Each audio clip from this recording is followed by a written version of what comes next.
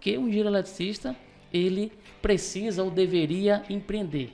A CLT ela não comporta o potencial que o engenheiro eletricista tem de capacidade de gerar solução. Deveriam ter mais disciplinas que norteasse o aluno durante a graduação para ele definir, né, se o empreendedorismo é ou não o que ele quer. Nem todas as pessoas estão dispostas aos ônus que o empreendedorismo causa. Perfeito.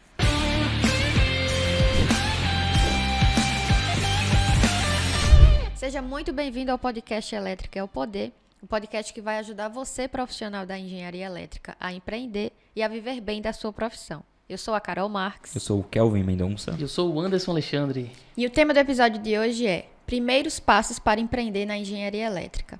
Só lembrando para vocês que estão nos assistindo pelo YouTube, já deixa o like nesse vídeo, se inscreve no canal e ativa o sininho para receber as notificações dos próximos episódios. E também nos acompanhe pelas principais plataformas de streaming.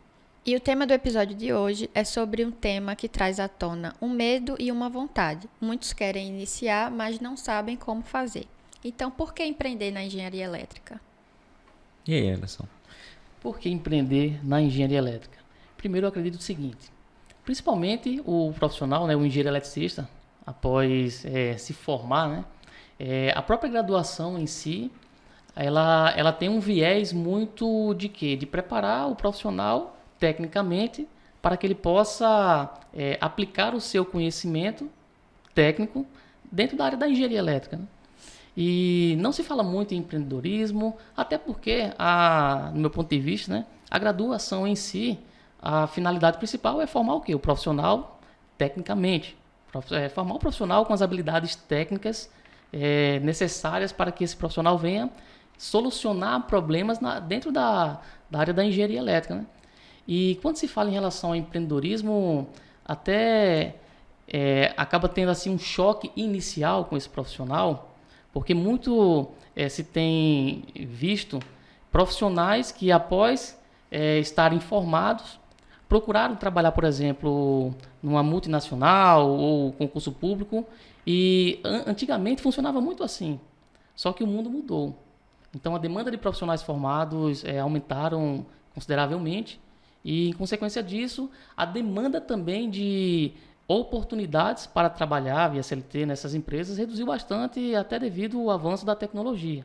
Então, enfim, tem muito aquela frase que se diz, né, fazer mais com menos. Isso é uma realidade e uma verdade hoje dentro da indústria. Então, com um sistema muito bem informatizado, foi possível fazer com que processos que dependiam de mais mão de obra, dependiam de mais engenheiros eletricistas, por exemplo, hoje é possível realizar com menos pessoas e com não é qualidade em si, mas com um volume de entrega ainda maior. Então essa é uma realidade. E quando se trata do engenheiro eletricista em si, no meu ponto de vista, existe alguns caminhos, né, antes de falar o porquê ele empreender. O empreender é um dos caminhos. Outro caminho é o quê? É a CLT. Outro caminho é justamente ele seguir uma carreira para a parte de pesquisa, né, ser um pesquisador. E uma outra carreira é se tornar professor, um educador. Então, existem essas vertentes, né? E hoje, o profissional que entra numa graduação da engenharia elétrica, né, o aluno, né, quando ele entra na graduação da engenharia elétrica, para aprender e trabalhar na área da engenharia elétrica de forma prática, digamos assim, aplicando os seus conhecimentos técnicos. Então, as duas vertentes em relação à questão que esse profissional vai ter é ou trabalhar via CLT ou empreender. Eu não vou nem colocar o viés em relação à questão do concurso público, porque eu acredito que cada vez mais daqui para frente vai reduzir isso. Privatização de empresas, a gente está vendo aí que o governo está priorizando, né? Esse governo atual prioriza isso. Então, de fato, vai diminuir a quantidade de vagas. Já tem diminuído bastante esse número de vagas, até para outros concursos. A gente via que há um tempo atrás eram concursos aí todo mês, abriam 2, 3, 4, 5 federais aí, enfim. E agora a gente vê que, de fato, está reduzindo essa demanda, né? Então, estão mais contratando, assinando carteira, né, CLT, do que realizando concurso para isso, por conta das privatizações. O Anderson tocou num assunto tanto importante e um pouco delicado também em relação à universidade, né? Formar mais o aluno para essa parte técnica. E a gente já disse isso no episódio anterior, é natural que isso aconteça. Entretanto, eu ainda bato no ponto de que deveriam ter mais disciplinas, pelo menos que a gente chama de optativa ou eletiva, que norteasse o aluno durante a graduação para ele definir, né, se o empreendedorismo é ou não o que ele quer. Uma disciplina introdutória já existe, mas algumas outras mais, como é que eu posso dizer, traga mais, né? Que traga conceitos mais amplos assim do que é o empreendedorismo, não só aquele. Eu, por exemplo, paguei uma disciplina que falava do empreendedorismo, a gente olhava quais eram as formas de empresa, né? Microempresa, empresa de pequeno porte, enfim, essas coisas, mas isso não é empreendedorismo. Isso não traz o que é preciso, as ferramentas que são precisas, traz os conceitos base ali. Alguma coisa mais pontual, vamos dizer assim, para o aluno entender se ele quer ou não seguir essa carreira, né? E isso é um ponto delicado que, acredito eu, tem outras vertentes aparecendo aí no mercado que vão trazer justamente essa lacuna, esse gap aí que as universidades têm na sua metodologia de ensino para que o engenheiro eletricista tenha de fato todos esses nortes a seguir. Ele quer empreender, mas ele sai da graduação, na maioria das vezes, sem saber o que é empreender, o que é colocar aquele conhecimento técnico que ele tem para gerar dinheiro, para faturar, para que ele tenha caixa, para que ele comece. Mesmo que seja com CNPJ ou CPF, enfim, mas como é que ele pode começar a fazer isso? Quais ferramentas ele precisa aprimorar? Para ele saber quais ferramentas ele precisa aprimorar, ele precisa ter um conhecimento breve. E isso não se tem na faculdade, não tem na graduação. E indo direto assim na pergunta, né, que a Carol fez, por que empreender na engenharia elétrica? Eu enxergo assim dois fatores que justamente conduzem o profissional para empreender na engenharia elétrica. O primeiro é o seguinte, é por necessidade. O aluno ele se forma na graduação, ele vai bater na porta das empresas, não consegue emprego via CLT, não tem concurso público e ele não se vê trabalhando como pesquisador. Então, o que ele faz? Cara, vou ter que empreender pela necessidade. Então, é um dos motivos, né, por que empreender pela necessidade. Tu vai jogar fora 5 anos da tua vida? Não, cara, vamos colocar em prática isso. Então, aí, o profissional, muitas das vezes, ele segue esse caminho à força, pela necessidade. Só que, no meu ponto de vista, além da necessidade, e até mais importante do que a necessidade de empreender, por que o engenheiro eletricista, ele precisa ou deveria empreender? E, no meu ponto de vista, é o seguinte, é porque a CLT, ela não comporta o potencial que o engenheiro eletricista tem de capacidade de gerar solução. A CLT não consegue, ela não tem sustentação, ela não consegue valorizar o profissional, o engenheiro eletricista, com todo o potencial que ele tem. E aí o que acontece? Porque muitos profissionais podem falar o seguinte, não, eu já sou engenheiro eletricista, eu trabalho CLT e eu ganho 20 mil, eu ganho 30 mil reais. Mas eu tenho certeza que esse mesmo engenheiro eletricista, o potencial que ele tem para estar faturando, recebendo como salário 30 mil reais, se ele empreendesse, ele multiplicaria esse valor pelo menos 5 vezes. E acontece mesmo. Imagina o seguinte, as empresas não estão contratando tantos engenheiros eletricistas quanto anteriormente, há tempos atrás, né? Então, tem a questão da modernização, como o Anderson aqui já disse. Também tem a questão de redução de custos, vamos dizer assim. Elas preferem terceirizar algum outro serviço que apareça e esse terceirizar, consequentemente, gera uma demanda para quem empreende. Então, o cara pensa assim, eu posso sair da graduação, enfim, já tenho 10 anos aqui de mercado, estava trabalhando, perdi meu emprego na pandemia, não estou conseguindo mais recolocação no mercado, mas essa é a opção da empresa, né? Ela não querer contratar pela redução de custos, né? Enfim, de custos. E uma coisa que eu vi, não é nem que a empresa ela não está querendo contratar, ela está contratando, porque o formato de contratação mudou. Mudou, exatamente. E é isso que faz com que muitos profissionais que não estão atentos para isso, acabam nadando, morrendo na praia, sofrendo no mercado. Ele espera que a empresa queira ele a todo custo, ele não enxerga a solução. E justamente isso que a gente estava dizendo aqui, não tem engenheiro eletricista no quadro naquela empresa, mas ela precisa. Ela não sabe, ela pega o dono de uma empresa, a gente vê nos nossos alunos aqui, o dono da empresa não entende, lá tem uma descrição de uma multa por acidente reativo, ele não sabe o que é aquilo ali, ele está pagando pensando que aquilo ali é normal. Isso aí gera uma demanda para o empreendedor na engenharia elétrica. Ele não tem no seu quadro, mas ele precisa. E o cara tem que enxergar isso. Não é simplesmente, a empresa, eu tenho que conseguir um emprego. Né? Mais uma vez, a Anderson falou, a gente está conversando aqui sobre isso. É perfil e perfil. Você quer ser empregado? Tranquilo. Você quer empreender? Melhor ainda. A gente sabe que os ganhos são melhores. Você, para começar, é mais complicado, mas em geral os ganhos são melhores. Você precisa ter essa noção, enxergar quais são os pontos. Não é porque a empresa não quer te contratar e não é porque ela não quer te contratar. É uma necessidade dela. Que você vai ficar esperando que ela te contrate. Você tem que buscar outros meios. E o empreendedorismo está aqui para fazer com que você gere esse resultado. E não tem nada de certo ou errado. Porque talvez quando a gente fala assim, o porquê empreender, fala muito sobre empreendedorismo, possa ser que muitos ouçam o seguinte, então é errado querer ser CLT na engenharia elétrica? Não é errado. Só que o que vai acontecer é o seguinte, esse profissional ele não pode esperar de ele ter um reconhecimento máximo em termos de valorização financeira como ele teria se empreendesse.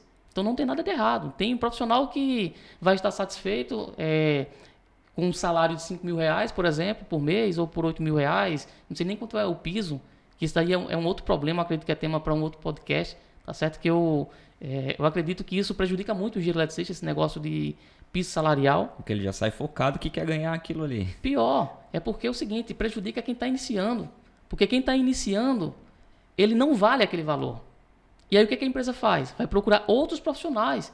E aí aquele iniciante ele não consegue dar os primeiros passos para ele se tornar de fato, elevar o seu potencial ao ponto dele ser valorizado até acima do piso salarial. Aí começa a desmotivação. Isso, só que é temas para outro podcast. Mas o motivo principal pelo qual eu enxergo assim que um engenheiro eletricista precisa empreender, né? Por que empreender? Primeiro porque a CLT ela não comporta o potencial que esse profissional ele tem. E no empreendedorismo é a forma, como eu posso falar assim, é a forma mais justa e mais óbvia para você de fato ser remunerado com base no seu potencial. Mas tem um ponto também, né, Anderson? A gente fala de empreendedorismo aqui na empresa, no podcast, mas nem todas as pessoas estão dispostas aos ônus que o empreendedorismo causa. Perfeito. Né? Porque ele pode trazer... Não estou falando que eu sou contra. Ele vai trazer mais lucratividade, porque essa é a ideia, não é só faturamento. Né? Faturamento por faturamento não adianta. Mas abrir mão de algumas coisas que talvez o trabalho do CLT daria para ele. Então é bom a gente sempre lembrar disso, né? Que você sabe, empreender não é fácil. Empreender é bom, mas não é gostosinho. Tem várias renúncias, né? Você sabe melhor do que a gente. Então, as pessoas também precisam estar dispostas a esse sonho também, perfeito, né? Perfeito. E outro ponto que vocês falaram também sobre a questão da escassez dos serviços no CLT, né? Várias pesquisas apontam que esses empregos de CLT foram substituídos exatamente por consultores. As empresas cada vez mais estão pesquisando consultores para realizar aquele determinado tipo de serviço, ou em determinados momentos do ano, ela sempre contrata aquela pessoa. Então, não é do quadro fixo da empresa, né? E, por coincidência, temos um treinamento em consultoria. E é interessante você falar isso, Carol, porque muitos pensam que as empresas não querem contratar um engenheiro eletricista. Não é isso, as empresas estão contratando. Agora, mas em outro formato. Em outro formato. O formato de contratação mudou. E esse novo formato de contratação exige com que o profissional, o engenheiro eletricista, ele de fato seja um especialista. Exato. E não um generalista. Porque muitas das vezes uma empresa ela pega um engenheiro eletricista, coloca em um determinado departamento e aquele profissional muitas das vezes ele fica apagando incêndio dentro da indústria. Ele não consegue se tornar um especialista. Exato. Vive só de preencher planilha. Só de preencher planilha. Ele é mais um engenheiro de produção do que um engenheiro eletricista de fato. Exato. Né? Então, e as empresas elas estão dispostas a pagar, e o interessante, estão dispostas a pagar caro entre aspas, porque Enfim, caro é o barato que não presta. Exato. Tá entendendo? Então elas estão dispostas a pagar bem o profissional que é especialista, que vai fazer o quê? Vai entregar uma solução que vai resolver o problema. Agora, o que não vai acontecer no mercado é o seguinte, é o cliente, ele rasgar dinheiro, pagando a profissionais que não têm, de fato, um posicionamento e também que não têm, de fato, habilidades técnicas para estar entregando essas soluções diferenciadas. A solução que, de fato, vem resolver o problema do cliente, né? Exato, até porque as empresas, elas esperam que a solução venha por completo e não apenas um ponto do problema, e que geralmente as pessoas que trabalham via CLT, elas focam num trabalho só. Então elas se tornam especialistas de um único probleminha, não conseguem nem expandir, se desenvolver, Exatamente. né, dentro daquele ambiente. Então, acho que esse é o grande ponto também, né? Exatamente. Para quem quer desenvolver o empreendedorismo, tem que estar ciente que ele tem que resolver as dores de uma empresa, não simplesmente uma dor. Por exemplo, a gente sabe que quando instalamos um sistema fotovoltaico ali na unidade consumidora do grupo A, no mesmo ponto de consumo, né? O sistema instalado na indústria, por exemplo, a gente sabe que tem a redução do fator de potência pela característica ali do sistema, enfim, da injeção de energia ativa, enfim. Sim. E o engenheiro eletricista que vem de sistema fotovoltaico, ele vem da solução do sistema, mas às vezes não está antenado para isso. A gente já viu casos aqui dos nossos alunos que corrigem esses equívocos, né? Tem essa redução. O cliente já tem até banco de capacitor antes da instalação do sistema e volta a pagar a multa por acidente reativo depois que o sistema entra em operação. Então, não é simplesmente vender o sistema fotovoltaico, mostrando lá a curva de payback, enfim, é entender da solução completa, saber, vou instalar o sistema, vou ter redução do fator de potência, eu tenho que dimensionar aqui um outro banco de capacitor para compensar isso. Porque a gente viu o caso de um aluno, acho que foi ontem, né, no grupo, foi ontem, ele verificou que o cliente estava pagando R$300, de repente instalou o sistema, voltou... Pagando R$300 de multa por energia reativa. Aí instalou o sistema, começou a pagar quase R$4.000, que instalou o sistema fotovoltaico, no caso, né? Fotovoltaico, exatamente. Aumentou o valor da multa, na verdade. R$3.800. R$3.800. E a gente fez o cálculo aqui, dava mais de 1 milhão no tempo de operação da vida útil do sistema fotovoltaico. Exatamente. 25 anos dava mais de R$1 milhão o valor dessa multa. Então, imagina aí, o cara investiu, às vezes são valores acima de R$1 milhão, dependendo da potência do sistema, e durante o período que ele está operando ali, o sistema fotovoltaico, ele não está se pagando, vamos dizer assim, né? Que ele vai... E imagina esse problema, né? A percepção do cliente. Ele fez um investimento no sistema fotovoltaico, que é grande, é um investimento... No caso de consumidores do grupo A. Exato. E com o objetivo de economizar, né? Exato. Aí vem a multa por excedente reativo. Aí o profissional que instalou o sistema fotovoltaico não sabe resolver. Aí isso propaga um problema dentro do mercado, porque essa pessoa que instalou, ela conhece outras pessoas que queriam instalar. Então ela vai falar o quê? Não coloca sistema fotovoltaico não, que no lugar de economizar eu estou tendo prejuízo. Mais. Exatamente. Mas exatamente. E é um looping isso. Exato. E isso acontece justamente porque o profissional fica, como o Carol falou, dentro daquele conhecimento restrito ali, em vez de expandir, né, de procurar crescer. Não em vez de procurar, é porque ele está ali dentro e é aquilo ali que ele tem que fazer sempre que quando ele chega, bate o ponto na empresa, aquele ali é a demanda que ele tem no decorrer da jornada de trabalho dele. Mas para empreender, o cara que quer empreender, ele tem que ter essa noção de que não é entregar o produto, é entregar a solução completa. É Exato. Entender o que acontece, é entender o que o cliente dele precisa, identificar as dores, quais são os problemas, enfim. Então, e o mais importante disso é o que a gente já vem falando aqui há algum tempo, né?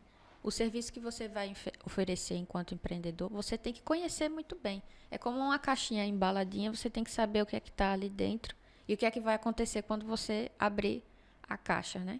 Então, muitas vezes, se ele já deixasse claro para o cliente dele que ao fazer a instalação do sistema poderia acontecer isso, mas que teria problema, isso já ia levar a consciência do cliente, né? A escala de consciência dele. Ele é um expert. Exato. Total. E é interessante que a gente falou, né, no início em relação à questão da academia, que você citou que não tem cadeiras mais específicas para empreendedorismo. E o problema da academia, o buraco é mais embaixo, cara. O problema não está só no empreendedorismo. Porque até tem profissionais que começaram a empreender dentro do mercado da engenharia elétrica, só que não estão dispostos, porque é o seguinte, o profissional que quer ser reconhecido, valorizado, uma referência no mercado, ele não pode apenas ter só o posicionamento e ser bom de vendas. Ele tem que dominar a parte técnica daquilo que ele vende. Perfeito. E hoje o que a gente mais vê são profissionais medianos, infelizmente. Seja porque, enfim, a academia não conseguiu entregar as ferramentas, as habilidades práticas alinhadas com a real necessidade do mercado. Ele também não procurou. Ele também não procurou porque, olha, o engenheiro eletricista, principalmente o recém-formado, muitas das vezes, é os profissionais que eu mais escuto assim, reclamar de tudo. O problema é tudo no mundo, menos nele. O problema é o professor, o problema é na universidade. É o cliente? Até o cliente, meu Deus do céu. O cliente é obrigado a comprar a solução. É o problema do cliente que só quer o mais barato, o problema é do engenheiro civil que faz projeto elétrico, o problema é do eletrotécnico que faz serviço para o engenheiro, o problema é do açougueiro que começou a vender sistemas fotovoltaicos, e o problema está no profissional. Exato. Quando eu comecei a fazer esse exercício, olhar no espelho, olha, todos os problemas e todas as soluções da minha vida estão ali, ó, na frente, no espelho. Ou seja, quando a gente assume o protagonismo, aí as coisas mudam. E aí, voltando no assunto em relação à questão da habilidade técnica, isso é muito importante.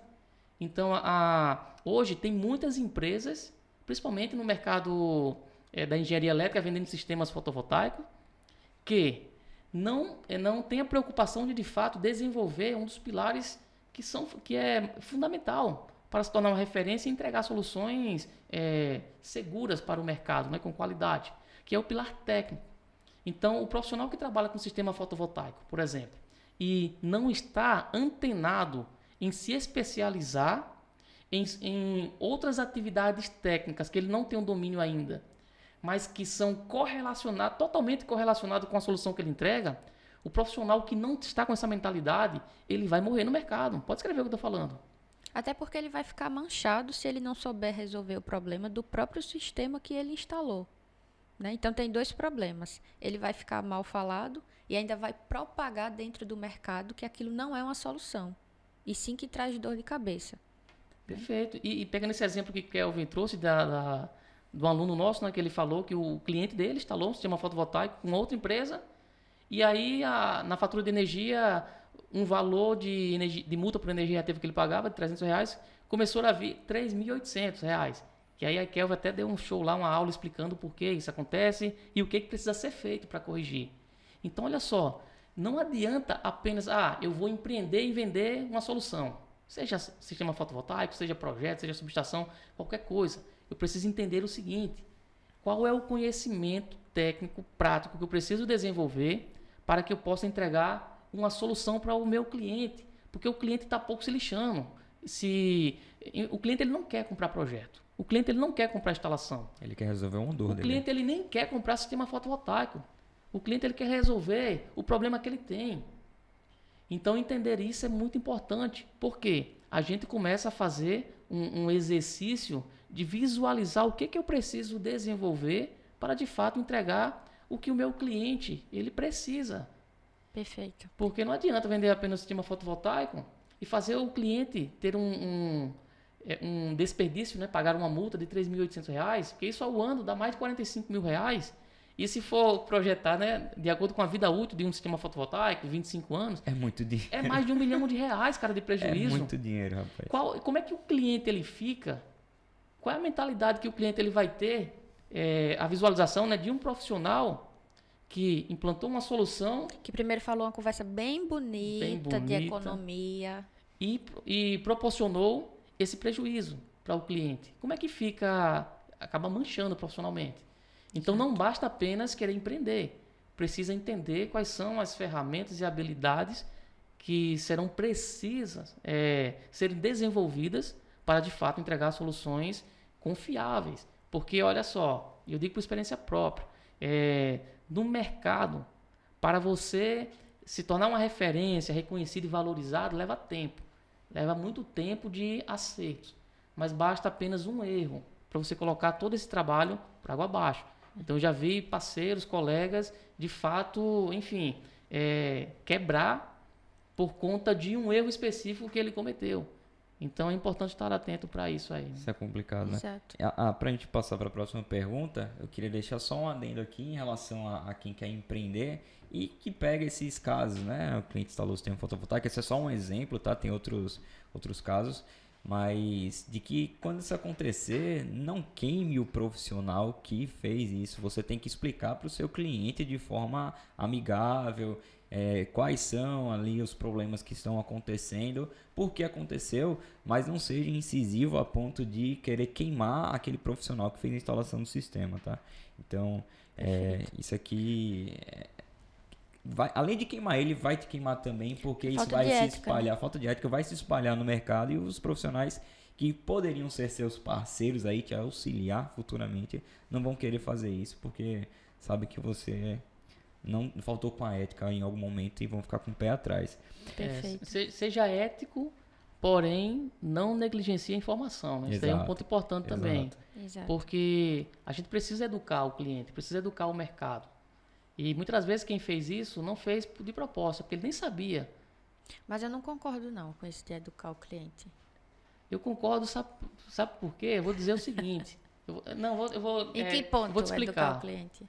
Educar o cliente no sentido, por exemplo, se o meu concorrente, enfim, vai estar vendendo uma solução que não mapeou essa situação, porque o que eu não concordo com o Kelvin quando ele fala em relação a não queimar o concorrente. Não queimar, enfim...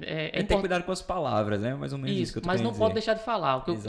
O que eu queria me expressar é isso. Eu não posso deixar... Tá sendo, é como se eu estivesse sendo negligente. Se eu tenho um conhecimento que vai prejudicar o cliente e vou esconder aquilo para não prejudicar o concorrente.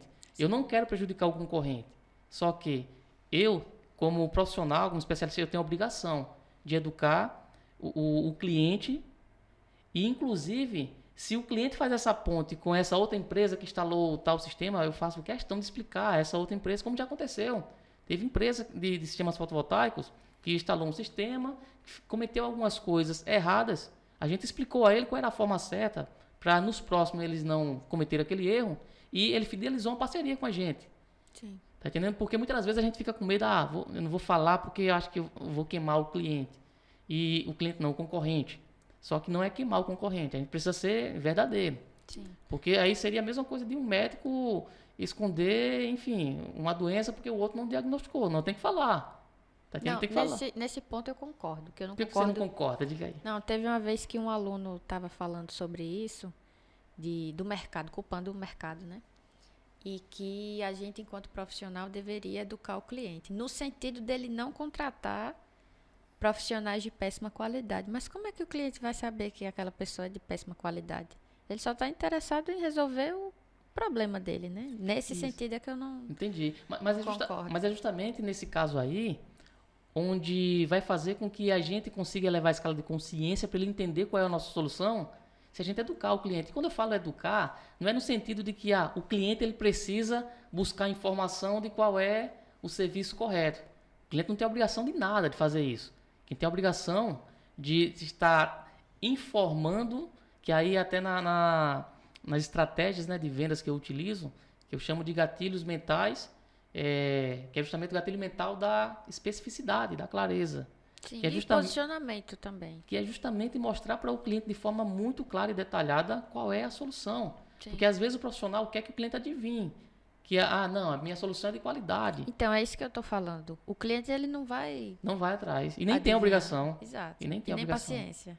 Mas o profissional tem a obrigação de educar o cliente qual é a forma certa, falar para o cliente as implicações que ele vai ter de fazer da forma errada e mostrar o porquê, que eu faço muito. E eu mostro o porquê muitas das vezes o meu preço ele é superior a de outros do mercado. Porque aí eu mostro de forma específica o que eu vou entregar. Sim. E quando o cliente entende isso, eu comecei a descobrir o seguinte, quando eu visualizei, comecei a fazer esse exercício na prática, né, da vida real, e o cliente começou a me valorizar. E como é que eu sei que eu estou sendo valorizado ou não? Quando o cliente fecha sem pedir desconto, quando o cliente entende, entendi sua solução, entendi porque o seu tem um valor mais elevado do que o outro, porque você está entregando uma coisa que o outro não entrega.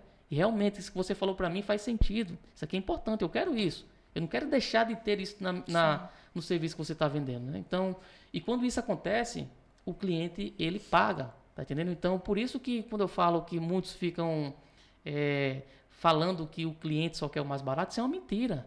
O cliente não quer o mais barato. Só que o cliente, ele não é tolo. O cliente não vai querer pagar mais caro se ele não enxerga valor.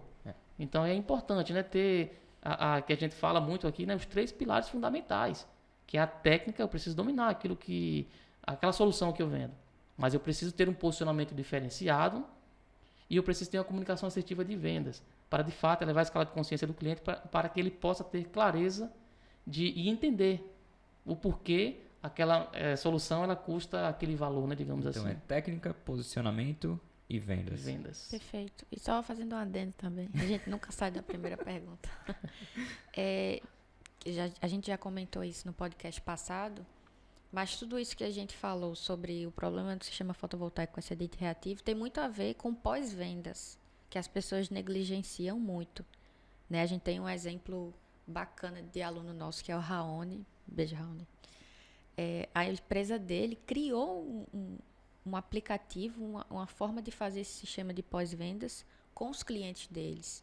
Isso é fidelização também e indicação, que Kelvin fala muito sobre isso, né? O cliente satisfeito, ele vai indicar aquela empresa para outras pessoas. Se o cara é empresário, ele conhece muitos outros empresários também. Então, além dos pontos, né? Técnica, posicionamento e vendas, esse sistema de pós-vendas também é muito importante para quem quer empreender. Porque não é só entregar a solução e morreu ali.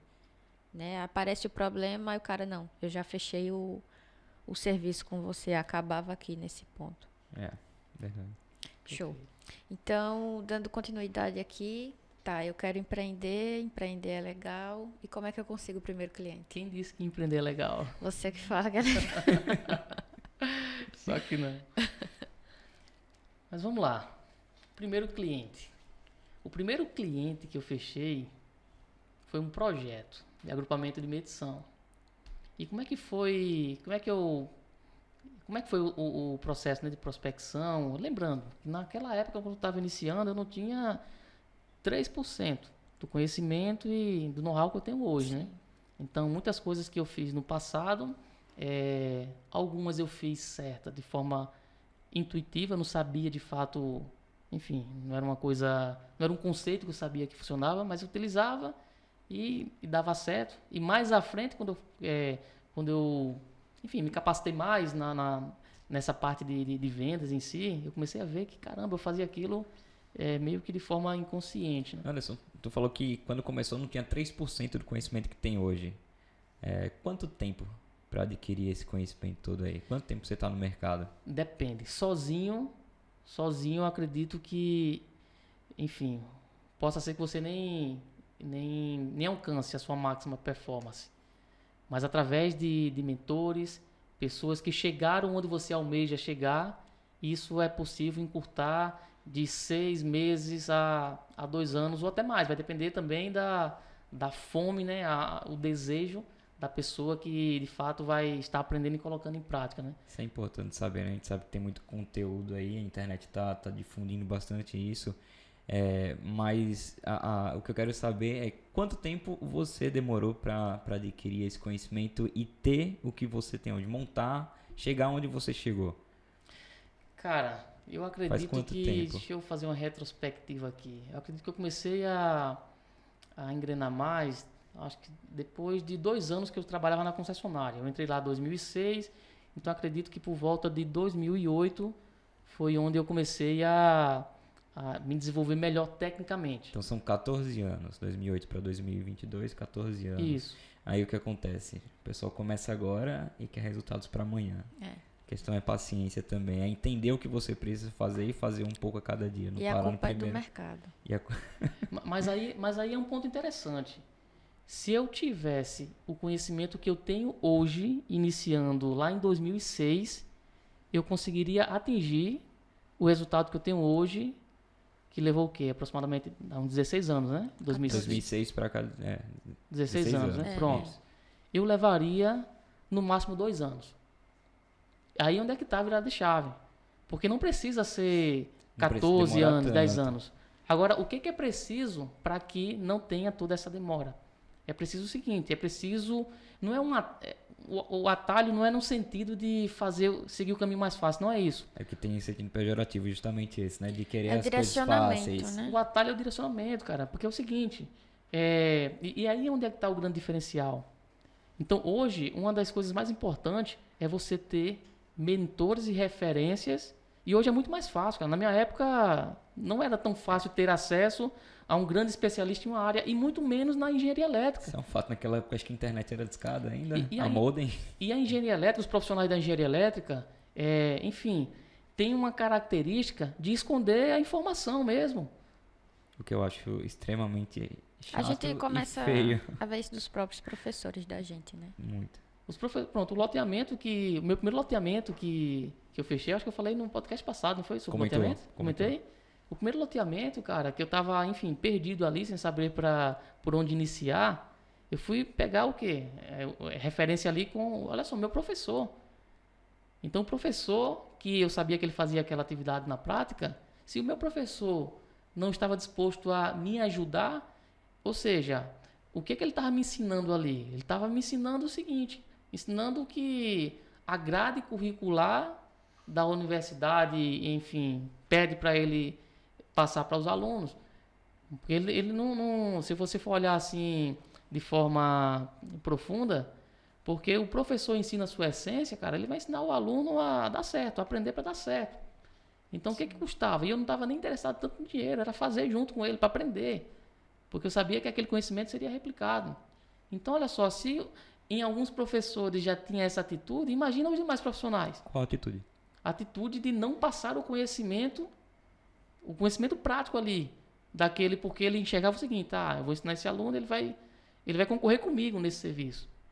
Tá entendendo? Isso é uma mentalidade pequena no meu ponto de vista, só que no mercado da engenharia elétrica, isso está começando a mudar um pouco agora. Tá certo? E esse projeto da World Electric Academy é um dos precursores para esse movimento de compartilhamento. Então, o que acontece nas comunidades de alunos do nosso treinamento é absurdo, você não vê isso. Por quê? O engenheiro eletricista, ele, primeiro, tem dificuldade de demonstrar vulnerabilidade, de que não sabe, né? E os que sabem muito têm dificuldade de passar, porque ele enxerga que vai estar criando concorrentes. Eu vou ensinar fulano de tal, ele vai se tornar um concorrente, vai tomar o meu serviço. Isso é mentalidade pequena, porque a gente só concorre com a gente mesmo. E nos grupos de WhatsApp dos nossos alunos é totalmente o contrário. O contrário. Né? Conhecimento É um ambiente difundido confortável. ali. E além de ser um ambiente confortável, você vê que os alunos eles têm prazer de estar compartilhando. Tem o Renato. O Renato que tem uma bagagem muito grande. Inclusive o pai dele tem mais de 70 anos, eu acredito, na área da engenharia elétrica. Ele também tem uma bagagem muito forte, já construiu usinas hidrelétricas, já participou de grandes obras, né, da parte de sistemas elétricos de potência, de alta, extra alta tensão. E é interessante ver o quanto ele é ativo, ele mandando documentação. Generoso também. Generoso, mandando modelos de serviços que ele já realizou, né, para os alunos. Isso é o que o mercado espera de quem quer iniciar no empreendedorismo, na engenharia elétrica. Isso. Aprendeu algo, compartilha. Até porque você pode ter aprendido e aprende de forma incorreta, né? Então, se você está compartilhando, o cara aprende, implementa de forma incorreta, acaba gerando prejuízo no cliente e depois vem atrás, né? Enfim, então compartilhe conhecimento, é importante. E voltando na raiz da pergunta aí, né, em relação à questão do meu primeiro serviço, lá atrás, foi por indicação. Porque eu não sabia o que era prospecção. Mas quem foi que indicou? Como é que indicou? Olha, quem indicou foi alguém... E por que indicou? Porque você falou Deixa eu que ver aqui. trabalhava com isso? Falei. Então, na época, eu tinha acabado de concluir o curso técnico em eletrotécnica. Já fazia sua propaganda. Já fazia o meu marketing, quando chegava. Entendeu? Então, isso é importante, porque quem não é visto não é lembrado. E a gente acha que isso é uma coisa boba, né? O cara tem medo de publicar no status o serviço que ele presta, no status Ou do até WhatsApp de falar ali. pra outra pessoa. Pra família, cara. O cara tem medo, tem um receio, uma vergonha de falar pra família. Às vezes o próprio familiar tem algum conhecido que tem uma empresa que tá precisando corrigir o fator de potência ali, tá pagando multa por demanda de ultrapassagem, não sabe. Divulga, cara, divulga. Então, olha só, se eu não tivesse, enfim, falado que eu estava trabalhando com serviços na parte de elétrica, né, na parte de projetos elétricos, a pessoa foi alguém da igreja. Eu não lembro o nome da pessoa. Você que me indicou, eu me lembro o nome da primeira cliente, Daisy. Então, quando ela me procurou, você faz esse tipo de projeto, eu nunca tinha feito. Eu falei, faço, com certeza, e com segurança. Plantou a semente de empreendedorismo ali. A segurança naquela época era mais importante do que o saber fazer. Mas enfim, mas foi por indicação esse serviço. Então esse serviço ele ficou marcado assim para mim, porque enfim, a primeira vez a gente nunca esquece, né? E ele foi o que deu o start para mim começar a empreender. Porque na época eu trabalhava como estagiário em uma indústria têxtil. E aí eu trabalhava 30 dias. E indústria, que eu já trabalhou, é sofrido, né? É pressão. Indústria, o cancão pia. O chicote está lá. E aí, quando eu fiz esse projeto, tive dificuldade, porque era o primeiro. Enfim, ninguém quer dar informação, eu tive que mergulhar nas normas. E na época as normas era difícil de encontrar, não é hoje fácil, igual tem no site em PDF. Sim. Era impresso, então eu tive que conseguir na concessionária para imprimir ainda. Enfim, eu levei uma semana. Então, saiu o projeto. E o interessante é que ele foi aprovado de primeira. Olha a felicidade. E aí a felicidade ainda não foi aí. Foi aí também, né? Mas a felicidade maior foi quando eu entreguei o projeto aprovado para a cliente e a cliente realizou o pagamento. Foi ali que caiu a ficha, cara. Na época acho que foi uns R$600, se eu não estiver enganado. Mas era muito, né? Era muito. E outra. 2006, era dinheiro. Para mim naquela época era muito. Dinheiro. Mas enfim, o valor em si daquele projeto era referente ao que eu recebia naquela indústria para trabalhar os 30 dias. Foi ali onde virou a chave. Eu, caramba, uma semana que eu levei aqui porque eu não sabia fazer, depois que eu pegar o jeito aqui, eu vou levar um dia para fazer um projeto desse e olha só a rentabilidade. Pronto. A chave do empreendedorismo virou naquele momento ali, para mim. Tá certo? Nesse primeiro serviço. Só que o primeiro serviço não iria acontecer se de fato eu não tivesse falado para o mundo aquilo que eu faço. Para que uma pessoa pudesse indicar, né? Talvez até numa conversa despretensiosa ali você tenha soltado e de repente apareceu, olha aí. Perfeito. Então, Anderson está falando aí de um dos canais, né? Para você Indicação. Divulgar. E aí eu queria que vocês me dissessem outros canais. Era o que eu acabei de dizer aqui, o WhatsApp. Coisa simples. Você, de repente, fez o primeiro serviço também, enfim, conseguiu o primeiro serviço, tira uma foto e publica no status do WhatsApp. Exato. Ou até mesmo simples. Mudar o status do seu nome, né? Muita gente coloca o nomezinho da empresa. Boa. Embaixo, engenheiro fulano ou fulano solar. É aquela coisa, quem não é visto não é lembrado. Então, o máximo de canais que você tiver para divulgar o seu serviço, o seu nome, faça. Se você tiver recursos para isso, faça. E a gente está dizendo indicação, WhatsApp aqui como os primeiros, porque são gratuitos, né? Sim. E falando em canais de vendas, né? Eu falei de um canal que eu utilizei no início da minha carreira porque eu era um zero à esquerda na parte de vendas. Não conhecia. Então, com o conhecimento que eu tenho hoje, quais são os canais de vendas que eu considero assim mais importantes?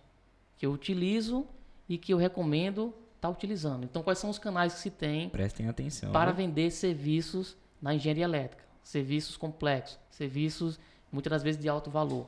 Primeiro ponto é o seguinte, muitos pensam que eu vou abrir uma rede social para vender. E olha só, escreve o que eu estou falando. Rede social não necessariamente é um canal para vender diretamente.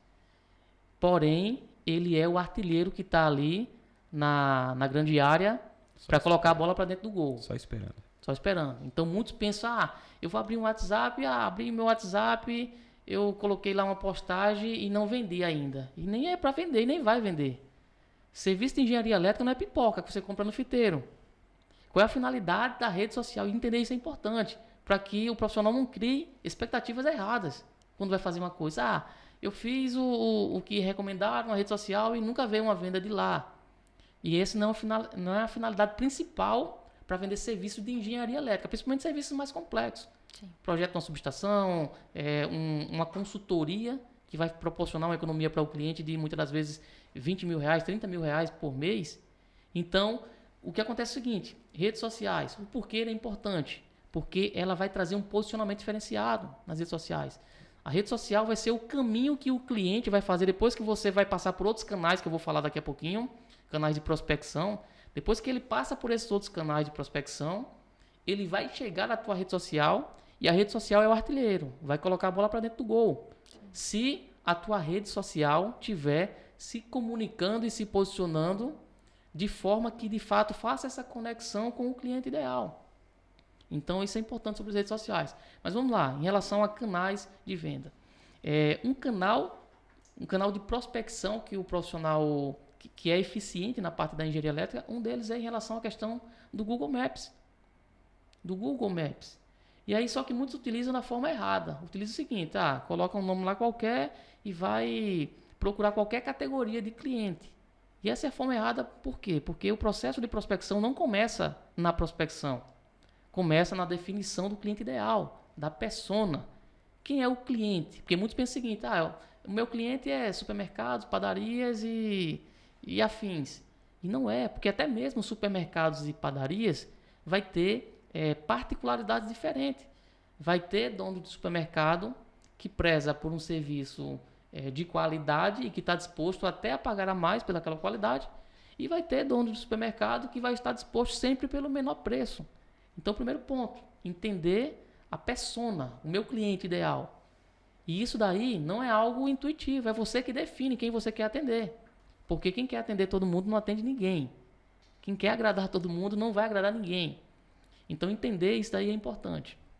E quando eu entendo tudo isso, eu começo a prospectar de forma eficiente. E aí vem, primeiro canal eficiente de prospecção, Google Maps. Então, eu vou estar pegando ali os contatos, de fato, dos potenciais clientes que contratam o meu serviço. E aí eu vou lançando uma planilha, vou criando ali a minha planilha de prospectos, digamos assim. Então, isso é o quê? É um processo de pré-venda. Eu vou estar fazendo ali toda a parte das prospecções, é uma delas. Outro canal de prospecção, como o Kelvin falou, o WhatsApp.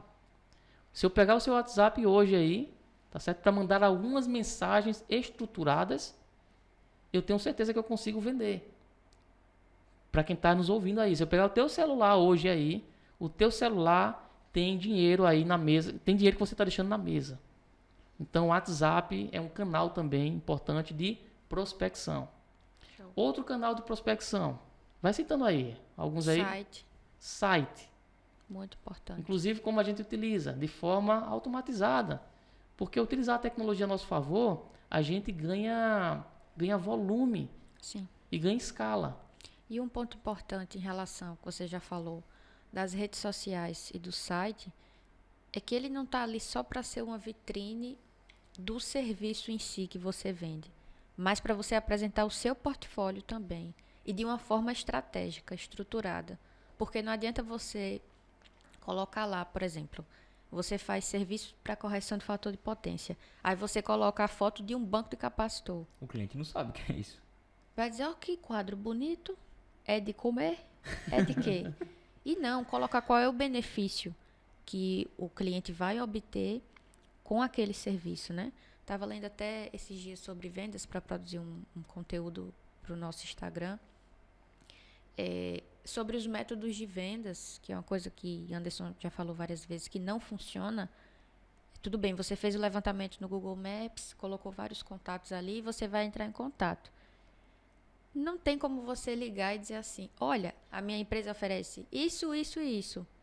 O cliente vai, enfim... Tudo bem. Tá se lixando para isso. Obrigado. Exato. Então, tem a forma correta de você se comunicar também, oferecendo primeiro os benefícios, e não é de qualquer forma, né? Como o Anderson fala, tem que ter uma comunicação assertiva para fazer essa abordagem. Esse tipo de venda não funciona dessa forma, né? Serviço de engenharia elétrica. Perfeito. Você precisa entender, de fato, os problemas que o cliente tem, para aí sim você apresentar o teu produto conectado com a solução que vai resolver aquele problema. Então o cliente ele não quer projeto, o cliente não quer... Ele não quer saber quem é você. Tem isso Ele quer saber se de fato você é a pessoa ideal e segura que vai de fato entregar aquilo que ele precisa para resolver aquele problema. Exato. Então, e aí tem um método importante que é o Spin Selling, mas é tema para outro podcast. Próximo episódio. Que ajuda muito nisso, né? Então, voltando a outros canais de venda. O site que a Carol falou, o WhatsApp. Isso. O próprio Google Maps, o Google Meu Negócio. E aí vem, que eu chamo de canais de prospecção pagas. Que no caso, não seria puramente as redes sociais, mas enfim, é os canais de tráfego pago. Então, Google Ads, Facebook Ads, aí sim, são canais mais estratégicos. Aí já para quem tem um tempo, para quem está iniciando mesmo, já é possível começar com tráfego pago. Para quem não iniciou, já é que ele precisa. Quem tem muito tempo talvez não precise tanto. Por quê? Porque vai ter muita indicação, vai ter know-how no mercado, e serviço de engenharia elétrica é diferente de outros tipos de produtos. Ou seja, você vende e precisa entregar fisicamente. Então, Demanda tempo. Demanda tempo. Então, muitas das vezes, vender demais você não consegue entregar. Sim. E só que quem está iniciando, que não tem vendas ainda, esse é que precisa. Esse é que precisa estar utilizando de todos os canais. Então, a parte de tráfego pago, tá certo? Google Ads, Facebook Ads e algumas outras redes Ads é muito importante. E aí, o interessante do tráfego pago é o seguinte, é que não é que ele vai realizar a venda em si, mas ele vai prospectar os clientes e dentro dessa estratégia do tráfego é necessário ter toda a estratégia de estruturação de pré-qualificação do lead. O que é o lead? Lead é um potencial cliente. E aí, para pré-qualificar esse lead, por exemplo, se eu quero vender subestações, soluções e subestações, vai desde a parte de projeto, montagem, fornecimento de materiais, manutenção, enfim. Qual uma das perguntas chaves que eu preciso ter nesse meu formulário de prospecção? Qual é uma das perguntas chaves? Saber se o cliente tem subestação. Para me saber o que eu vou vender para ele. Se eu vou oferecer manutenção ou se eu vou oferecer a implantação de uma subestação. Então, se eu estou rodando uma estratégia de marketing e de prospecção para captar clientes para vender manutenção em subestação, o que eu vou fazer? Os clientes que não têm subestação, eu não vou nem entrar em contato.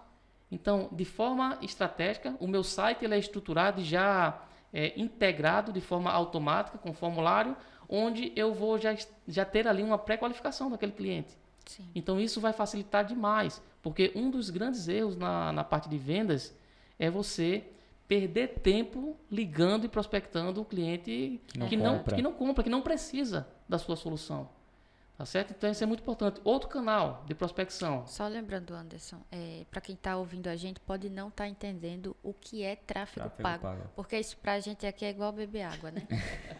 Mas quando a gente posta algo, por exemplo, no nosso Instagram, a gente está fazendo uma postagem orgânica, que a gente chama.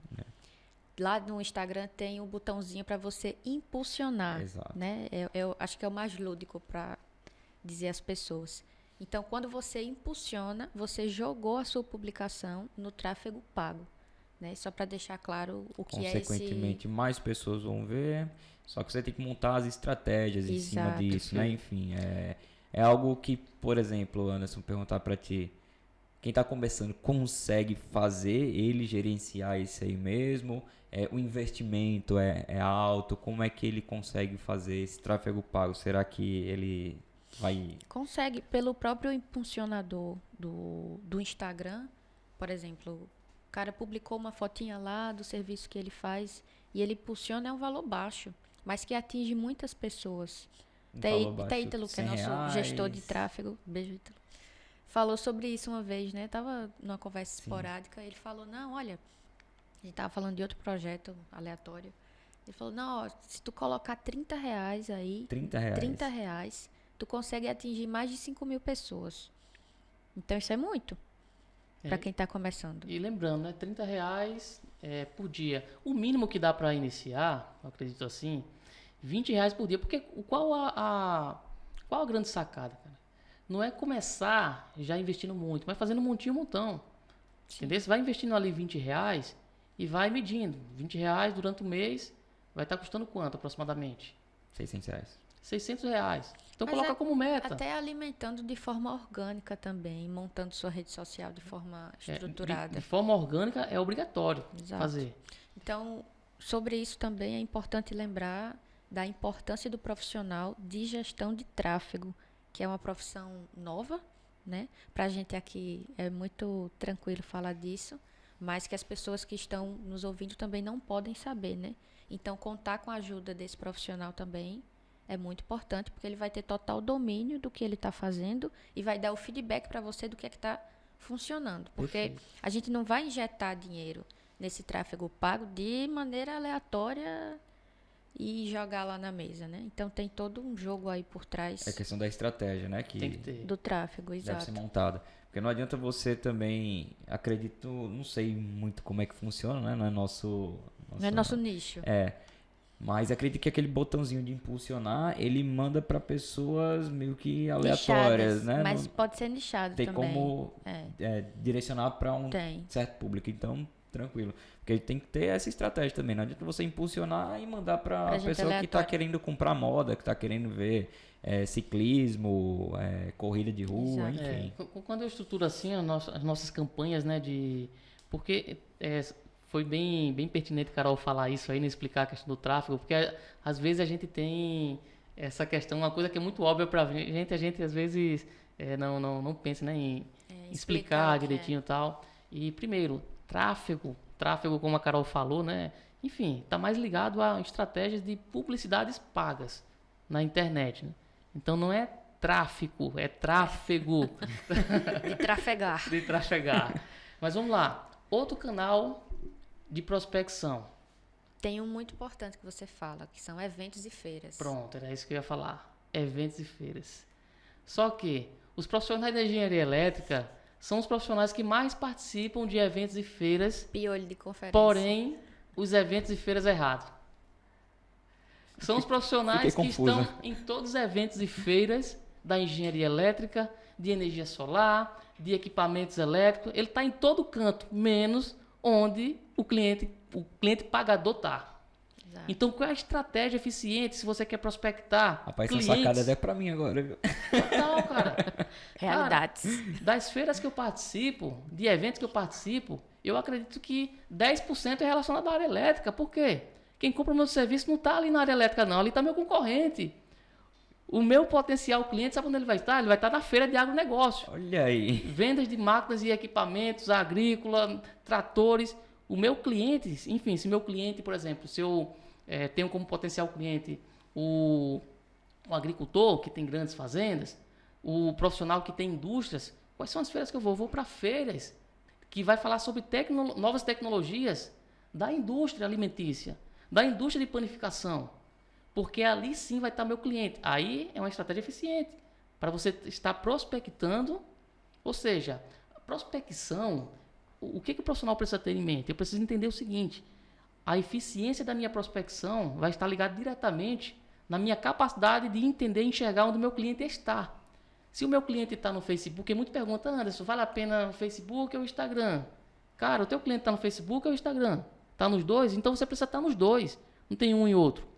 O teu cliente está na feira de máquinas elétricas, ele está na feira de análise de qualidade de energia? Não está. Então, como estratégia de prospecção, não é eficiente da sua parte, você está lá. Agora, você está lá para desenvolver a habilidade técnica, beleza.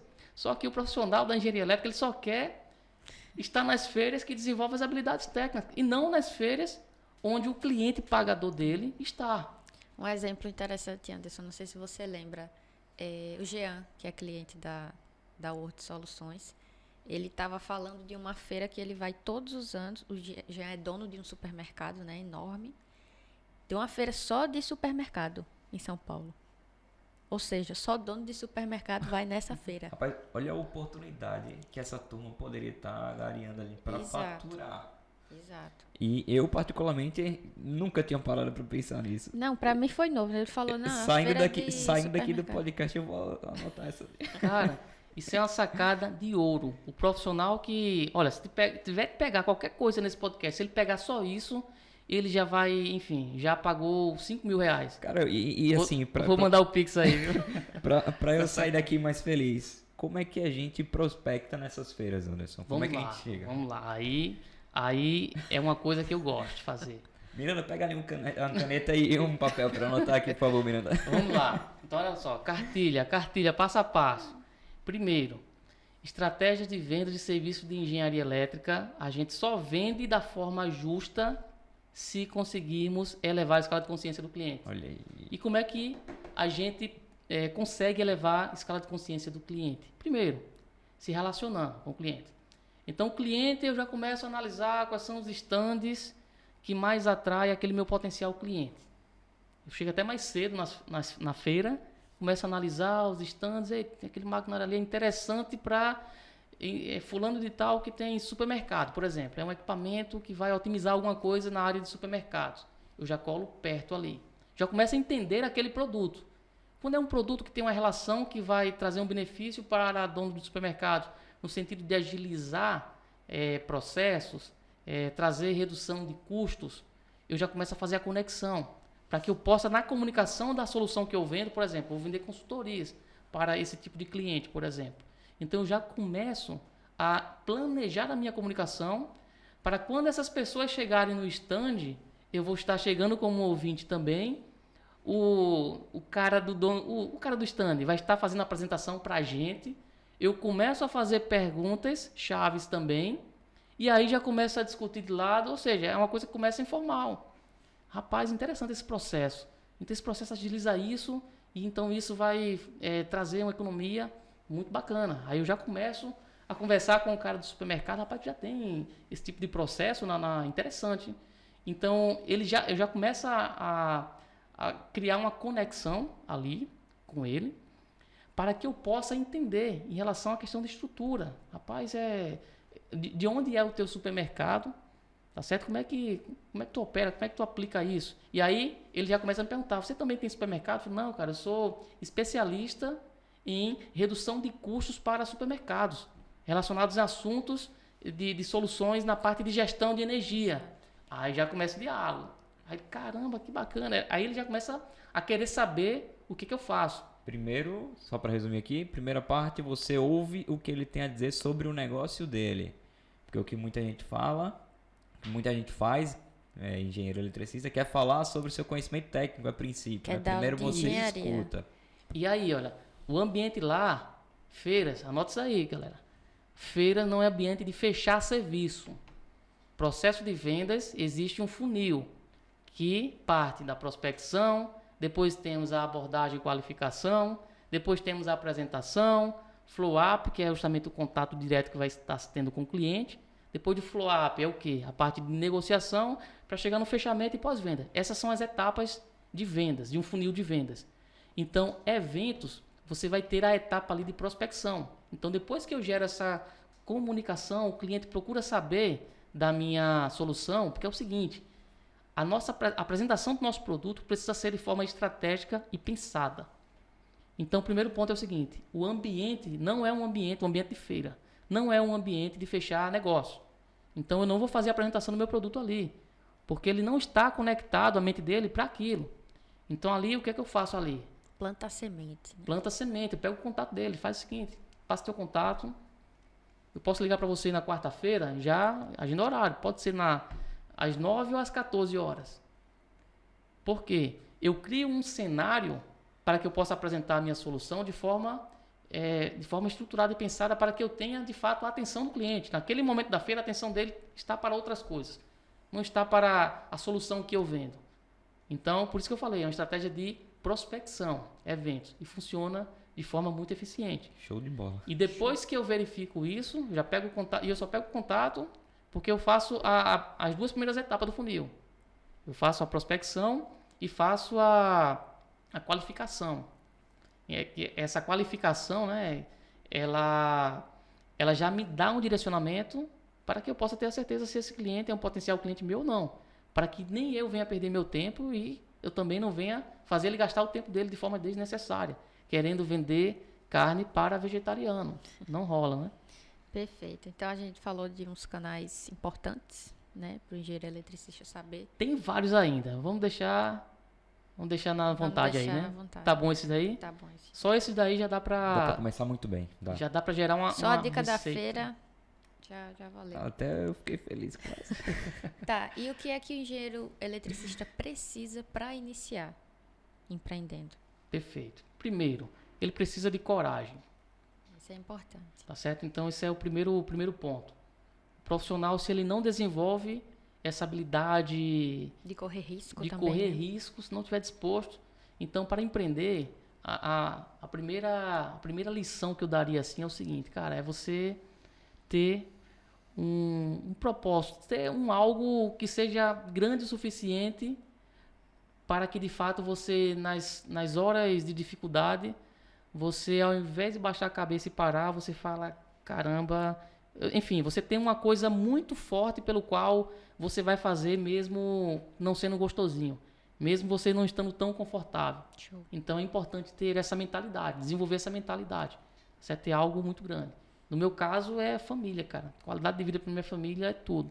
Então às vezes, enfim, há muito tempos atrás aí, inclusive já recebi alguns calotes pesados de pessoas desonestas que tem no mercado, que deu vontade de parar mesmo, de fazer as coisas. E aí eu começo a olhar, primeiro, meu propósito maior, família. Se eu fizer isso aqui, eu vou me aproximar ou me distanciar do meu propósito para com a minha família. Se eu parar, eu vou me distanciar. Então, cara, deixa de preguiça, tira a bunda da cadeira e vai fazer. E eu vou lá, enfim. Então, empreender precisa ter algo que eu possa me apegar ao ponto de, nos momentos de dificuldade, seguir em frente, ao invés de parar. Show. Outro ponto que vocês já falaram foi definir para quem você vai vender e, mais importante também, qual é o nicho que você vai atuar, né? Se vai trabalhar com projeto, se vai trabalhar com manutenção, com consultoria. Total. Então esse ponto é muito E uma importante. coisa, né? Aqui a gente tá falando para quem vai começar. Geralmente quem está começando não tem tanto conhecimento, geralmente, né? Vamos imaginar assim um contexto mais global. Tem gente que já trabalhou na área, sai para empreender, tem aquele conhecimento com projeto, manutenção, enfim, tem isso tudo. Mas geralmente quem está iniciando não tem tanto conhecimento. Então o ideal é que você comece a focar em um desses e a partir de então comece a destrinchar para os outros. O que o Anderson falou, né? Ele começou com projetos, mas se ele tivesse um mentor naquela época que pegasse na mão dele, instruísse para que ele conseguisse crescer mais rápido, consequentemente ele ia sair do nicho de projetos para manutenção, para consultoria, enfim, para outras vertentes da engenharia elétrica de forma mais rápida. Mas o ideal é que você tenha se você está de fato começando, não tem tanto conhecimento técnico assim, está aprimorando dia a dia, vendendo sua solução, então comece com um nicho, escolha foque nele. Atribua metas, que você sem meta você acaba fraquejando, você acaba perdendo a coragem, como o Anderson disse. Então, atribua metas e tem que ser metas alcançáveis. Não adianta você querer vislumbrar por exemplo, comecei agora, quero faturar 1 milhão em um ano. Entendeu? Dependendo do seu nicho, você vai ter que trabalhar de madrugada para conseguir isso, vai ter que prospectar muita gente. Então, tenha metas alcançáveis, palpáveis, para que você não desmotive no meio da sua trajetória. Perfeito. E só pegando o gancho aí que a Carol iniciou, né? E até para ficar de forma mais em termos de tópicos, né? Então, quais as ferramentas, no que eu preciso para iniciar no caso, Isso. né? Pronto. Questão de propósito, ter algo que me mova, algo que seja muito forte. Isso vai ser importantíssimo, principalmente nos momentos de dificuldades. Segundo, como a Carol falou, definir a questão do nicho. O que eu quero entregar? Por que isso vai ser importante? Porque você vai precisar ficar bom. Porque diferente de empreender em outras áreas, algumas áreas até lhe dar a licença poética de ser mediano. Na engenharia elétrica, se você não for bom, você vai ser desvalorizado. Se você não for bom tecnicamente. Exato. Então, é um dos 3 pilares fundamentais para o reconhecimento e valorização do engenheiro eletricista. É a técnica. Então, definir. Beleza, eu sou muito bom ao ponto de, enfim, de já ser uma referência de forma técnica naquela área. Não sou ainda, então você vai precisar ser. Não pode ser... até pode, se você não quer ser essa referência, desenvolver esse pilar técnico, você precisa contratar alguém que seja essa referência, esse pilar técnico. Porque na engenharia elétrica, enfim, não é para amadores. Isso está relacionado até... uma coisa interessante que um dos nossos alunos escreveu uma vez sobre fazer parcerias sadias. Pode parecer óbvio isso, né? Mas não é. Sobre parcerias tanto das pessoas que vão ser seus parceiros para lhe ensinar a começar a fazer, né? Claro, ganhando junto com você, que é raro isso, mas tem. E também de não trazer pessoas maldosas para perto de você, né? Que te coloquem mais para baixo do que para cima. Então, e tem que partir de você também essa generosidade de querer ter um parceiro e não querer seguir sozinho, né? Então, acho que esse é um adendo importante aí para o início da carreira também. Perfeito. Então, olha, propósito em relação à questão de Nicho. definir o nicho que eu quero atuar, se é projetos. Outro ponto que esse daqui, a grande maioria pula. Porque depois que ele define o nicho, o que ele vai fazer? Ele vai vender. E aí é onde começa o erro. Tá certo? Então, depois que eu defino o nicho, o que eu preciso fazer? Definir quem é o meu cliente comprador. E ainda tem uma etapa antes dessa. Sabe qual é? Que, na verdade, caminha junto com essa.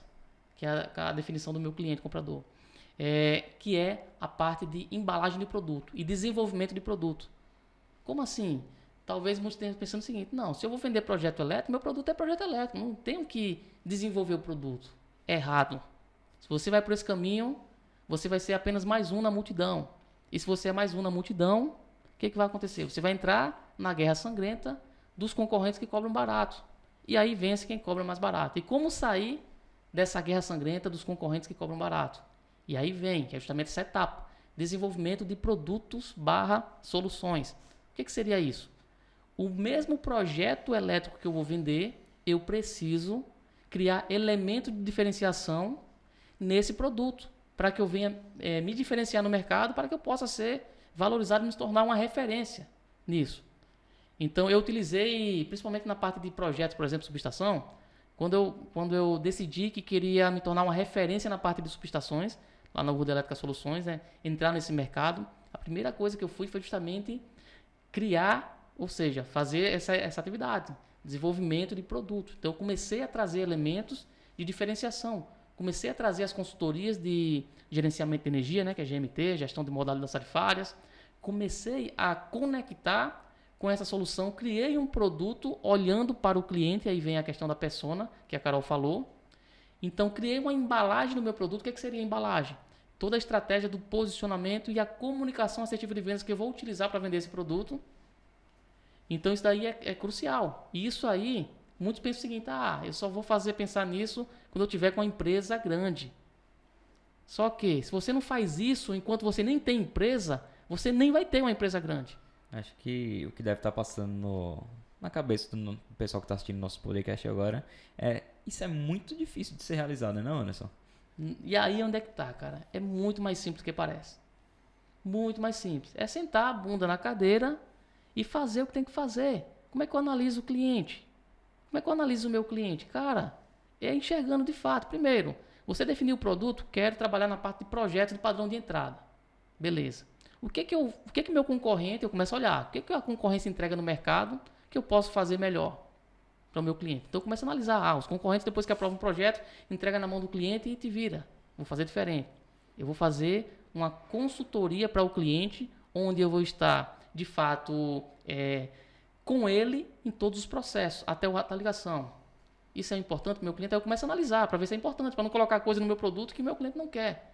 Eu começo a analisar, quem é o meu cliente? O meu cliente são empresários. Empresários, geralmente, eles não têm muito tempo. Pessoas atarefadas. Então, beleza, faz sentido eu colocar isso. Então, eu coloco esse elemento. Relação de materiais otimizados. O que meu cliente quer? Todo cliente ele quer economizar. O que todos os empresários mais querem, o que é? O que é, Carol? As duas coisas que os empresários mais querem na vida. Lucrar e economizar ao mesmo tempo. Isso mesmo, é ganhar dinheiro e não perder dinheiro. Então, eu começo a analisar em relação a isso. Então, se eu estruturo uma relação de materiais no meu projeto de forma otimizada, onde eu organizo segmentando por tipo de fornecedores, para o meu cliente não ter a dor de cabeça de levar a relação de materiais de forma linear e completa para uma loja de materiais elétricos, e a loja vai falar: eu não vendo poste. A outra vai falar: eu não vendo a caixa de medição. Eu já segmento. Esse material você compra aqui, esse você compra ali. E eu trazia uma lista de preços de pelo menos três fornecedores. Então, cara, isso daí foi um diferencial enorme. Tinha cliente nosso que falava: cara, eu sei que eu pago 50% a mais, o projeto está mais caro 50%, né, do que uma outra proposta que eu recebi, só que eu não consigo te largar só por conta dessa relação do material. Então, olha só, um outro elemento. E um negócio simples, né? A gente na graduação tem muito contato com planilha do Excel, né? E tem alguns alunos que tem tanto... E o pior, sabe o que é? É que não é apenas um negócio simples. É algo que, no ponto de vista da engenharia, essencial. É algo que é obrigatório, essencial. Tá entendendo? Que o profissional não faz por quê? Porque dá trabalho.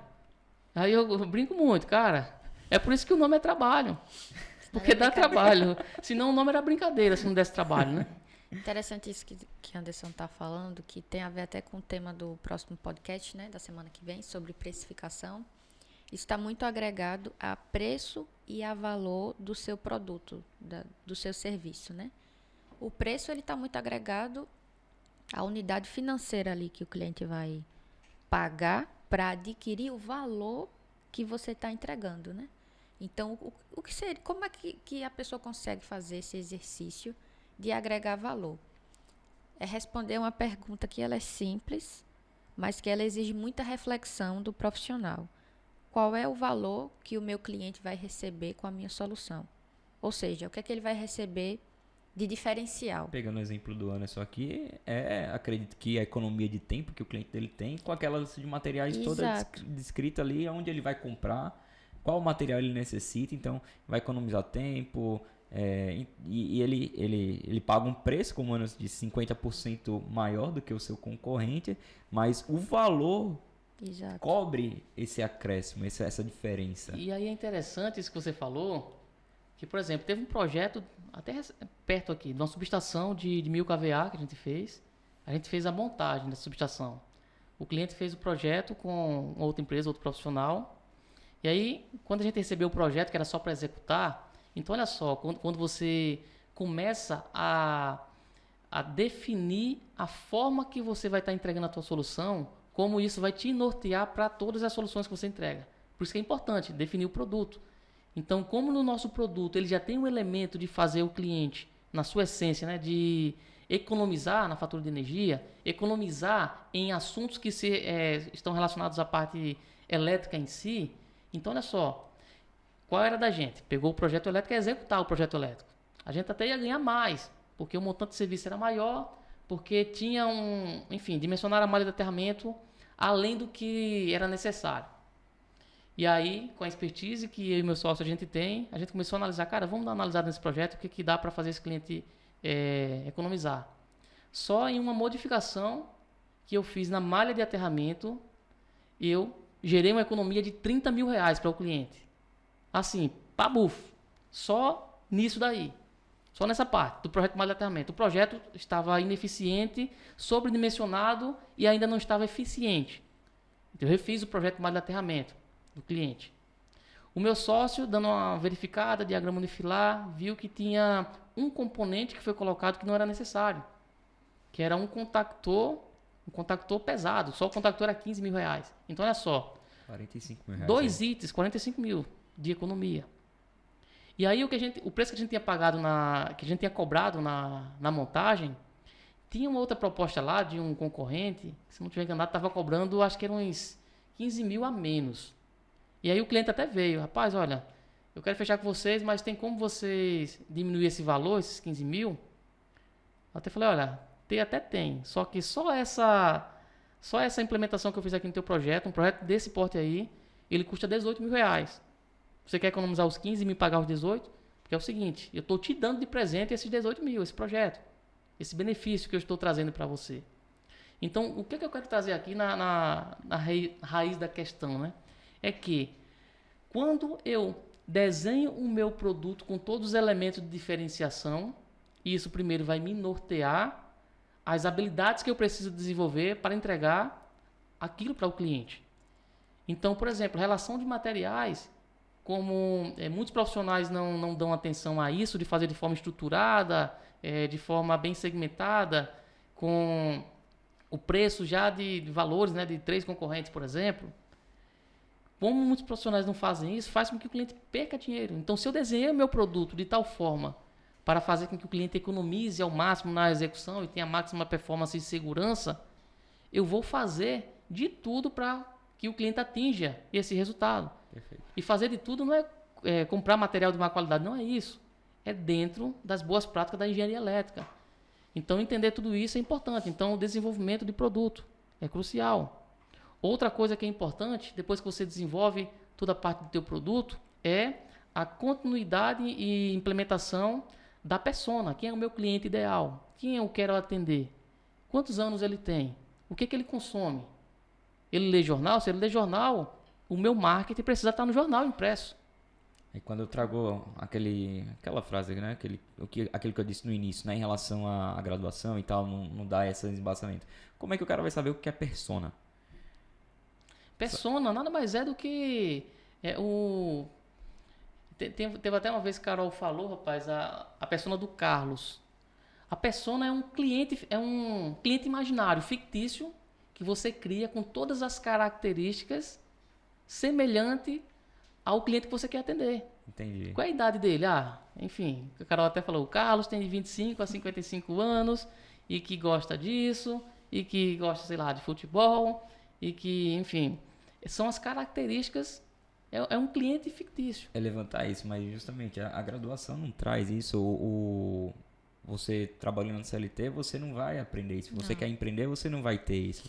Entendeu? Então, cabe você também ter a proatividade de correr atrás desse conhecimento para entender, né? Porque não vai adiantar, você vai estar prospectando ali, atirando para tudo que é lado e, como o Anderson disse, se você quer vender para todo mundo, acaba que você não vende para ninguém. Você tem que buscar o conhecimento fora da curva que você precisa para conseguir escalar no empreendedorismo. E sobre materiais? O que é que o engenheiro precisa ter para começar? Pronto, uma vez que ele define qual o nicho que ele vai atuar, os materiais vai justamente trazer esse norte. Eu quero trabalhar com a parte de projetos. Você precisa de um computador, talvez o software você já tenha, porque na graduação você pagou disciplina de CAD, você deve ter o Excel instalado no seu computador e o Word. Para a parte de projetos, é isso, um computador e conhecimento. E tirar a bunda da cadeira e ir para cima do mercado. Tá certo? Na parte de projetos. Mas vamos supor, eu quero na parte de projetos, eu quero também me tornar um engenheiro eletricista, especialista em projetos e consultorias. Quero trabalhar nessas duas frentes. Consultorias até dá para iniciar sem um analisador de qualidade de energia. Só que esse equipamento ele vai trazer um grande diferencial para o profissional. Tá certo? Não só tecnicamente falando, mas principalmente na comunicação assertiva de vendas e no posicionamento. Então você acredita que, por exemplo, o cara começou a empreender, vendeu o primeiro projeto, a primeira consultoria, dependendo do nicho que ele for escolher.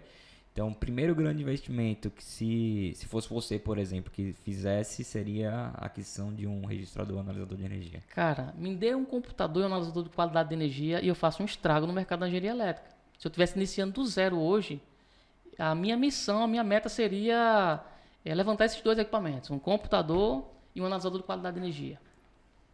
Perfeito. Tá certo? Então, são principalmente para trabalhar nessas atividades, que são atividades que os engenheiros eletricistas mais se conectam, né? Que é essa parte de projetos e a parte de consultorias.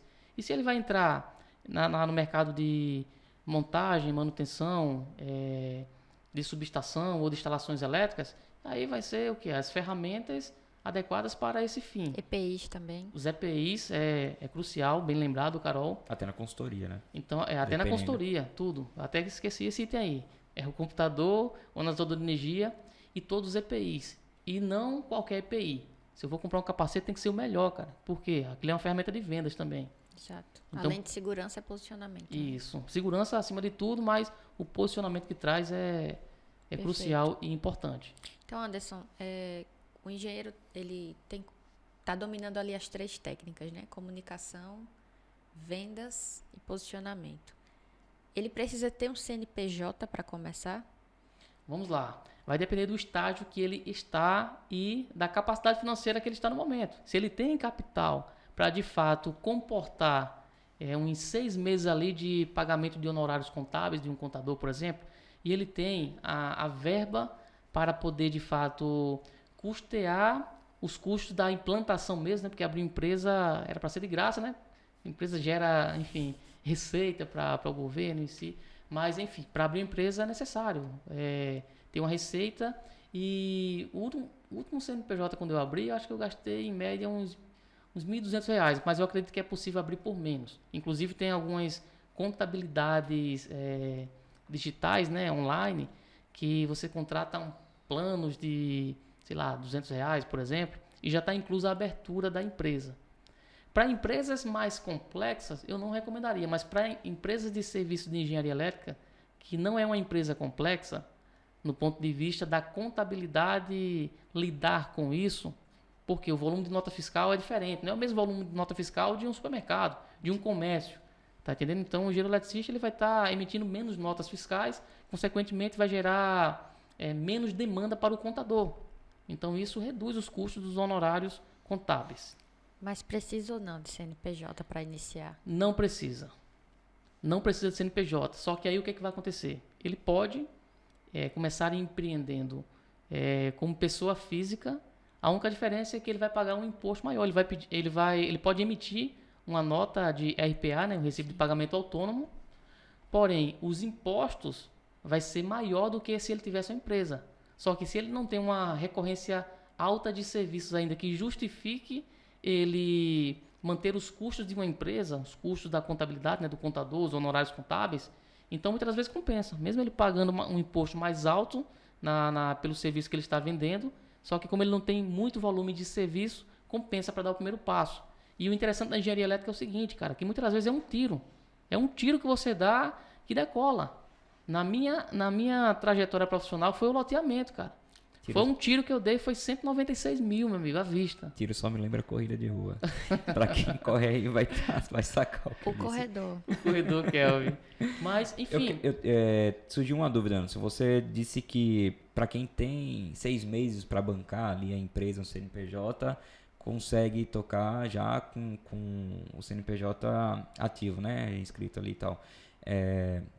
Quer dizer que esses 6 meses é um tempo médio para quem começa a empreender na engenharia já ter capital suficiente para começar a escalar a empresa?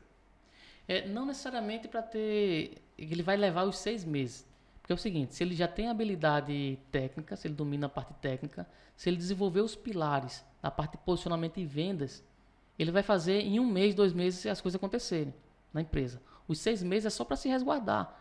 Se resguardar que ele tem 6 meses, independente se entrar dinheiro ou não na empresa, que ele consegue sobreviver. Capital de giro, né? Está custeando, ter esse capital, esse fluxo de caixa que consegue se manter por 6 meses. Entendido. Mas isso é bem relativo, né, Anderson? Você mesmo conseguiu empreender por muito tempo sendo CLT. Isso. E outra questão é o seguinte, porque o fato de ser CLT, porque quando eu abri o primeiro CNPJ, né, da World Elétrica, eu tinha 2 anos que trabalhava CLT e eu ainda passei 2 anos. 2 anos na CLT e empreendendo em paralelo. Eu comecei empreendendo de forma informal. Eu comecei o quê? 2006 eu comecei a vender serviços. E o CNPJ, o primeiro CNPJ, a gente abriu em 2009. Sim. Dezembro de 2009. Até porque você pode iniciar fazendo uma parceria, e aqui não estamos falando de vender a RT, mas é de literalmente ter um parceiro. Né? E com o tempo fazer a abertura do CNPJ. Perfeito. Tem como fazer. Só não começa quem não quer. O preguiçoso. O preguiçoso não tem reza que... O preguiçoso, ele inventa um motivo, daqui a 2 segundos ele já tem uma desculpa para aquele motivo ali de iniciar. Porque nunca é culpa dele. Anderson, para finalizar aqui, queria que você deixasse um recado para aquelas pessoas que estão iniciando ou desejam empreender na engenharia elétrica.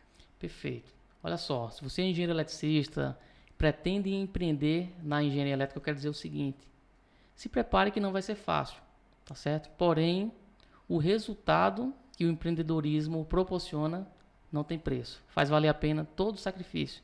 Todas as noites em claros, serviços que eu virei em madrugada, enfim, faz valer a pena, tá certo? Então, esse seria o recado que eu daria aí para quem de fato quer. E o Thais, se ele falasse alguma coisa, como é que ele falaria? Então, pessoal, a gente agradece, né, vocês que ficaram com a gente até aqui. E só lembrando, se você não deu o seu like, deixa o seu like aqui no vídeo, se inscreve no canal e ativa o sininho para receber as notificações dos próximos episódios. E até o próximo episódio. Valeu! Valeu!